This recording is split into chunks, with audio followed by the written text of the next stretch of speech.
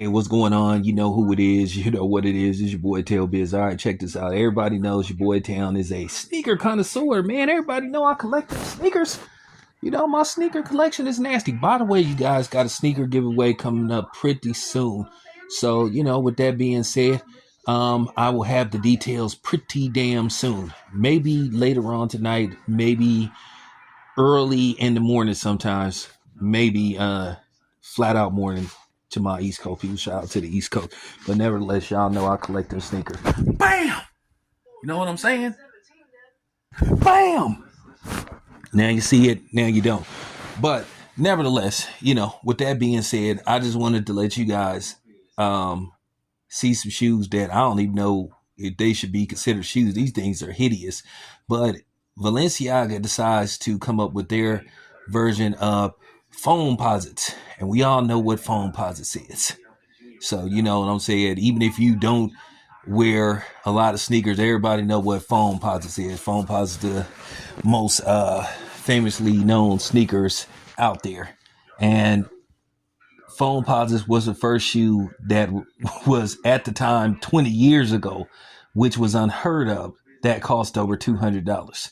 Famously worn by Penny Hardaway, when he played for the Orlando Magic. But, they were pretty much his signature shoe for the most part, but nevertheless, with that being said, Balenciaga, who specializes in making hideous looking shoes. I don't know why people wear Balenciaga, because their designs are horrible.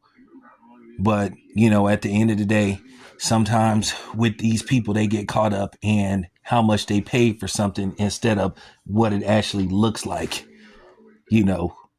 So, with that being said, I wanted you guys to see these kicks that Valencia recently released that cost $1,500. You heard correct, $1,500. That is a version of Foamposites. These things are horrible. Balenciaga do not make good looking sneakers whatsoever. And there is a lot of questions about the creators and the owners of Balenciaga, their questionable background. But fuck, these shoes are horrible. I mean, who would wear something like these? But then again, like I said, I know some people gonna say you just don't understand fashion. I don't understand that kind of fashion. At the end of the day, I wear what's comfortable, for me. I stay within my comfort zone. I don't do psychedelic, but at the end of the day, you don't have to have the best taste or the worst taste to see that these shoes are not clean at all. And I think most people will agree. But like I said, some people still are caught up in bragging about how much they pay for something instead of what something looks like. Because at the end of the day, you need to wear certain outfits with certain type of shoes. That's fact. And, one thing about me, I've always been able to put, outfits together.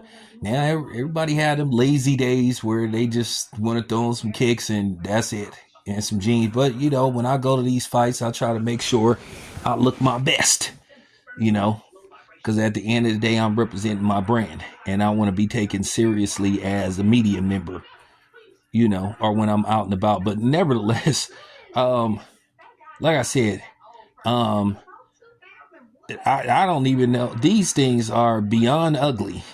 I mean, they like horrifical.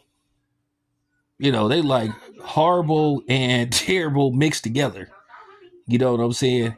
Yeah, I'm making my own words. Hey, Don King used to do it, so But that being said, on a scale of 1 to 10, these shoes are a -0. But let me know what you guys and girls think. Would you ever rock something like these, especially for $1,500? Anyway, it's your boy Tim. I'm out.